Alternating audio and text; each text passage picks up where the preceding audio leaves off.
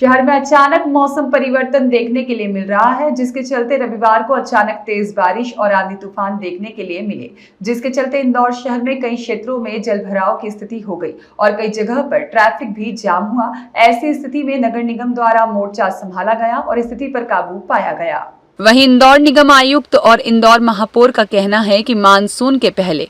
नगर निगम अपनी पूरी व्यवस्था करता है, लेकिन यह मौसम अचानक परिवर्तन हुआ है, जिसकी वजह से जलभराव की स्थिति हुई है और तेज बारिश के साथ लगभग 1.5 से 2 घंटे तक बारिश लगातार हुई है। यह भी एक कारण है कि जल भरा हुआ है, लेकिन नगर निगम की टीम ने तुरंत मैदानी स्तर पर व्यवस्थाओं को संभाला है और जहां-जहां जल भरा हुआ था वहां से पानी की निकासी की है। लगभग 25 से 20 मिनट तक ही जलभराव की स्थिति बनी रही। उसके बाद नगर निगम की टीम ने चिन्हित स्थान जहां पर जलभराव की स्थिति पैदा हुई थी उन स्थानों को चिन्हित कर लिया है और आगे ऐसी स्थिति न बने इसके लिए रणनीति बनाई जा रही है। साथ ही 100 से अधिक जर्जर मकानों को चिन्हित कर लिया गया है। वहीं पेड़ों की छटाई भी की जाएगी और इस बार छटाई इस तरह से की जाएगी जिससे पेड़ एक तरफ झुका हुआ न हो। नहीं, देखिए, पिछली बार जैसे जब हमने निगम में मेहनत की थी तो विजयनगर या ऐसे कई स्पॉट जहाँ पे पिछले इस बार पानी नहीं भरा, क्योंकि उस पर काम किया गया था, परंतु कई नए स्थान जैसे मधु मिलन चौराहे, चूँकि हमारा वहाँ पे अभी स्टॉर्म वाटर लेइंग का काम चल भी रहा है जो कि अधूरा था, तो वहाँ पानी भरा, छोटी गोलटोली में पानी भरा, GPO के पास पानी भरा, तो हम लोगों ने सो कल देखा है। और वहाँ भी जो अपने स्टॉर्म वाटर के ड्रेन्स के जो डाया वगैरह उसको बढ़ा रहे हैं वहाँ पे, ताकि वहाँ भी जलभराव की स्थिति ना आए। क्योंकि आने वाला टाइम मानसून का रहेगा तो उसके पहले हम लोग ये सारी तैयारियां कर लेंगे।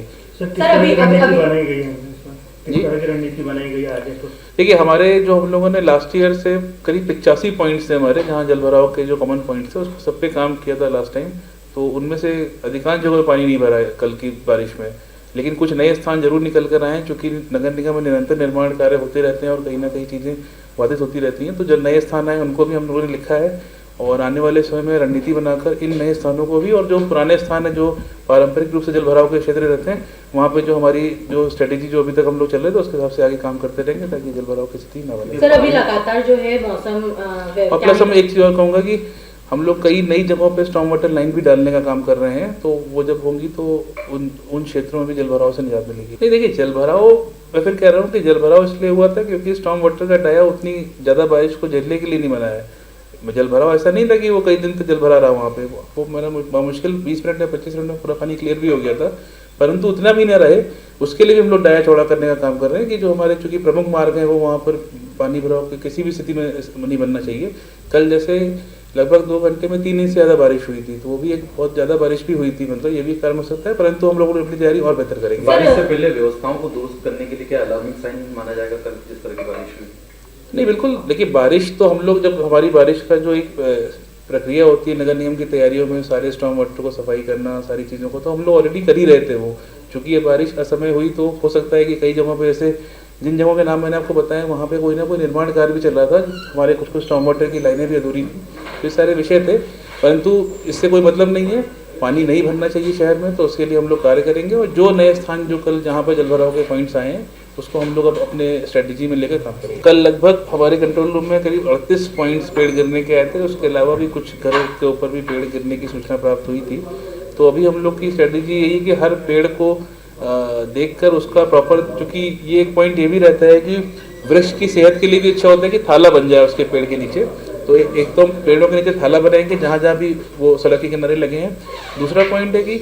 जो पेड़ों की ट्रिमिंग होती है उसको थोड़ा सिमेट्रिकल वे में इस प्रकार करेंगे ताकि पेड़ एक जगह में झुका न रहे, जिससे इस प्रकार की आंधी वगैरह में वो मजबूती से खड़ा रहे। क्योंकि ये सारी गतिविधि नॉर्मली हम लोग बारिश के मतलब बात करते हैं या